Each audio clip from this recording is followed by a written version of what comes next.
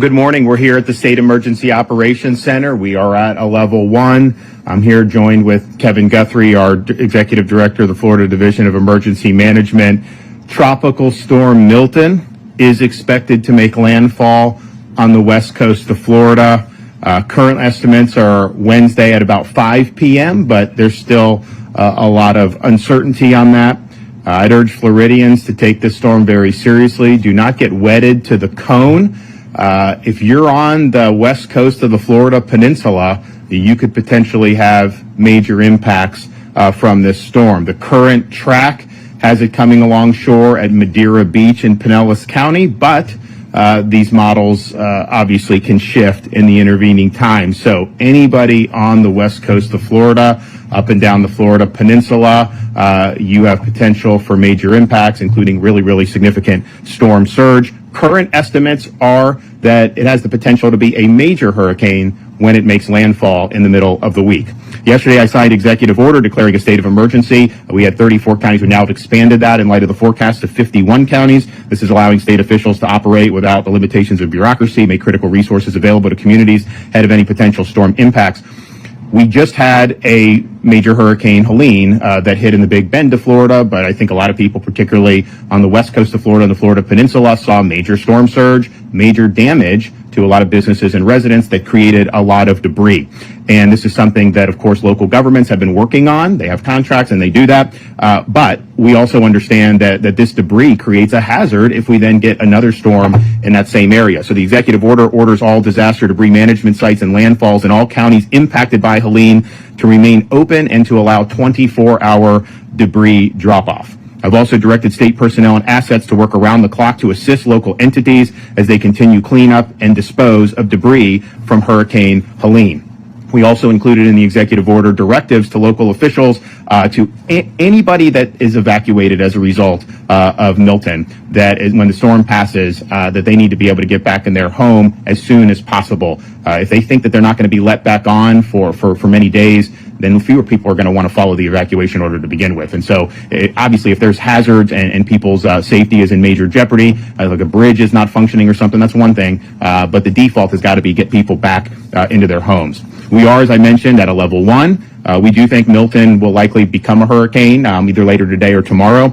As of this morning, the storm was located 860 miles west-southwest of Tampa. Maximum sustained winds are currently at 60 miles an hour. It's not going to move very far for the next 12 to probably 18 hours. It's going very slow, and then it's going to start to pick up the pace and head towards the state of Florida. The Florida Division of Emergency Management is, of course, addressing storm-related resource requests to support communities, potentially in the path of the storm. We've already sent multiple high-water rescue vehicles to Hillsborough and Pinellas County, where current models have the eye of the storm making landfall. Also in Hillsborough, we've deployed nearly 400 feet of flood protection systems for a fire station so that operations are not interrupted due to storm conditions. We're currently coordinating with 1,800 feet of flood protection systems for wastewater facilities, pump stations, and a hospital in both Hillsborough and Manatee counties. And as I previously noted, we've ramped up state support of county debris removal efforts to 24/7 around the clock. Yesterday, I directed Kevin and FDOT to further supplement, not to displace, but to supplement the existing sand and debris removals of our local community. So it's important for all our local communities and local governments to continue with the debris removal. Over the next particularly 48 hours, you have round-the-clock access to these dump sites. We need to work together to clear as much debris as possible. FDOT is helping local entities remove remaining sand from local roads throughout the barrier islands of Pinellas County. They aim to be complete very soon. The Florida National Guard, the Florida State Guard, additional FDOT personnel, and the Florida Highway Patrol have been activated and deployed to aid in debris removal and to provide logistical support to local entities. Over 800 guardsmen are currently deployed for debris removal. A majority of those are in Pinellas County, and we will soon have up to 4,000 guardsmen for this time-sensitive debris removal mission. It's also important to note, Kevin has the authority. We are opening these sites 24/7. There's some scuttlebutt trying to say the DEP, Florida DEP, is not allowing that. That is not true. Everything is going forward.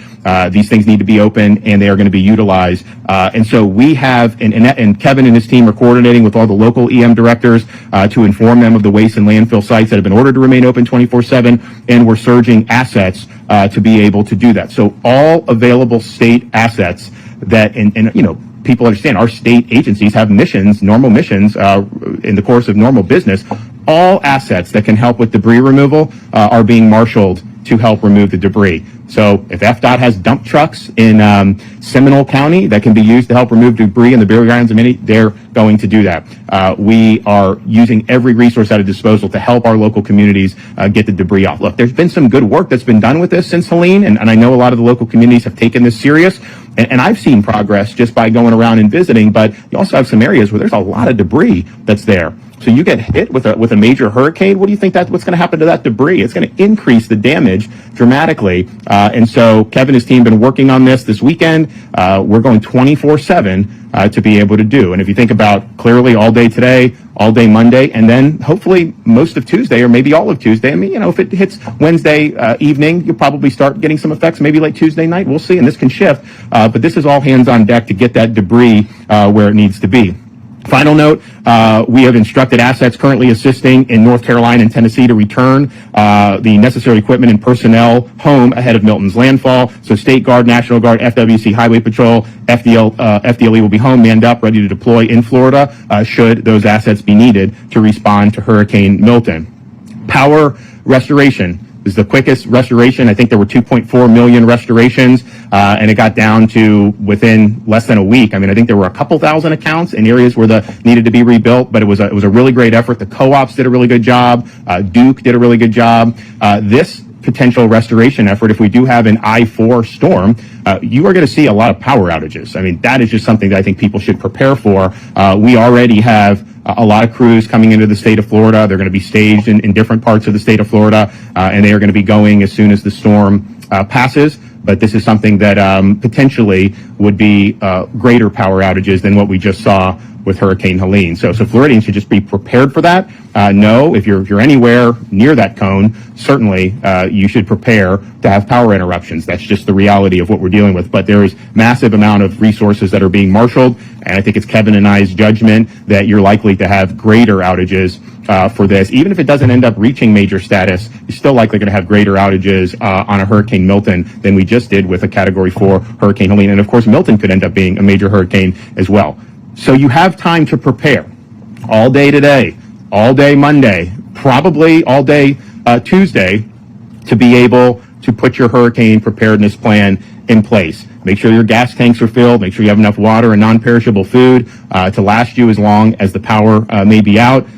Clear up loose objects in your yard. Obviously, the big debris piles, you need that to get hauled away, but anything other than that isn't debris, make sure that you have that. Know your evacuation zone. There will be voluntary and mandatory evacuations in effect in a number of communities throughout the state of Florida. If you're on that west coast of Florida and Barrier Islands, just assume that you likely are going to be called upon to evacuate. Now, there's uncertainty about the storm. This is an unusual track in terms of it coming from the Pacific Ocean, hopping across Mexico, forming, and then coming horizontally into the west coast of Florida. Not, I think, any type of storm that has been dealt with, certainly in recent years. When these storms hit, the areas that are on kind of the dirty side of the storm, they're going to get more storm surge. And so if you look at Tampa Bay is very vulnerable to storm surge. I mean, we just saw a storm 100 miles off the coast generate 4 to 6 feet in a lot of places of that. If the Tampa Bay is on the dirty side of the storm, it's likely to generate storm surge in excess of what Helene did. If the storm is further south and Tampa Bay is on the weak side of the storm, it may be that the storm pulls water out of Tampa Bay. So there's a wide range of possibilities that can happen there. But bottom line is you're potentially looking at storm surge that was more significant than what we saw in Hurricane Helene. You do not have to get in the car and drive 500 miles. You're going to be able to have places to evacuate within your own counties. There's also other counties that are already starting to step up and offering sheltering that may not be in the direct path of the storm. And so all that information will be available if you go to floridadisaster.org/shelters, or you can also reach out to your local emergency management officials about that. Now, I don't think shelters have been open yet, but you can anticipate that will happen in the not too distant future. In Florida, remember, take care of your pets. Every county has at least one pet-friendly shelter. Don't leave your pets behind. If you are using lodging at our hotels. When there's a state of emergency, the hotels have agreed to accommodate your pets, and that's very, very important that you do that. We already have sandbag locations open in multiple counties in South and Central Florida. Check your county's EM page to see where those locations are. You can find your county's emergency management page at floridadisaster.org/counties. And remember, calls on evacuation, some of the access to barrier islands, all that, those are all going to be issued by the local emergency management officials. So please keep an eye on this storm. The greater cone covers almost the entire west coast of Florida at this point. And even if you're not in the cone, as it gets closer, certainly if you're on that the dirty side of the storm, there's going to be surge that goes outside the cone that's going to be significant. So just prepare for that and understand that's something that is likely to happen. Apply for assistance. So people that are still suffering from Helene can apply for assistance by going to hopeflorida.com or calling 1-833-GET-HOPE. This is now open 24 hours a day, 7 days a week. And we understand when you have on the heels of a major hurricane to then have another, this is similar to like 2004 when Florida had multiple in a row, that makes it difficult. And if you need help, there's a lot of organizations that have been out there helping these communities, and you can reach them through the Hope Florida line. When you do have power out, I think people really has taken this to heart in recent years on generator use. Great. If you want a generator, use the generator if you lose power, but do not run that generator in your home. That could be fatal. Make sure you're looking at limbs and trees that could fall on your home. If this is a major hurricane and it goes across I-4, it's, I think, would still likely be hurricane force winds by the time it exited the Florida Peninsula into the Atlantic Ocean. So, you could be far away from the west coast of Florida and still have major impacts in terms of the wind and the debris. So just do what you need to do to protect yourself. Have a plan to ensure your electric vehicle is away from your home if your home has the potential to be impacted by storm surge. Salt water making contact with electric vehicles has been known to cause fires. So please take appropriate precautions to get your EV out of potential storm surge areas. And just know, if you evacuate and you are in one of these low-lying areas that's susceptible to surge, if you have that EV in the garage down there and you get 4, 6, 8 feet of storm surge, your home may handle that well, but if that EV catches on fire, you could lose your home through the fire. These are very difficult fires to put out. So just please take appropriate precautions. Emergency alerts save lives, so please have multiple ways to receive those alerts and act immediately when you do receive them. Stay safe on this. You do have time to prepare. The storm is not going to come today or tomorrow, or likely on Tuesday as well. So we're looking at more the middle of the week.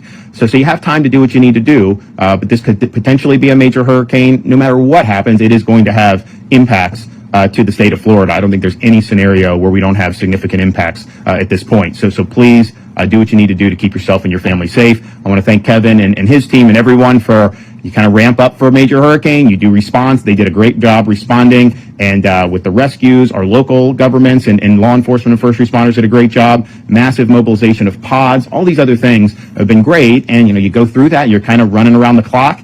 And then you got to ramp it back up again. And so I think the morale is good here. And I know in these communities that have already been hit, it's not easy. Not easy to have to go through this again. It's very frustrating when you've worked hard to recover from Helene and you still have so much more to do there to think that we could get hit by another one. But we'll get through it. We have marshaled all the resources that are available to the state to prepare, including on this unprecedented debris removal mission, including power generation, restoration, search and rescue. Everything is on the table to be able to respond in a robust way. Okay, Kevin?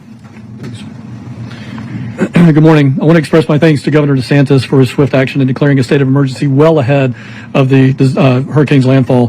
He did that more than 96 hours in advance, which allows us to be very effective in our response. I want to just make sure that everybody knows we've been working this scenario. Long-range models have been indicating something for about the last 14 days. So the state emergency response team planning section has been working this particular scenario as well as other scenarios for at least 2 weeks now. So that's what's making us very effective in the response. Before hurricane season ever began, our team knew to hope for the best and prepare for the worst, meaning that we were more ready than ever to respond to multiple storms in this season. No stone has been left unturned in preparing for this storm, and our private sector partners have been performing at a high level to address the complex logistical preparedness needs this threat poses.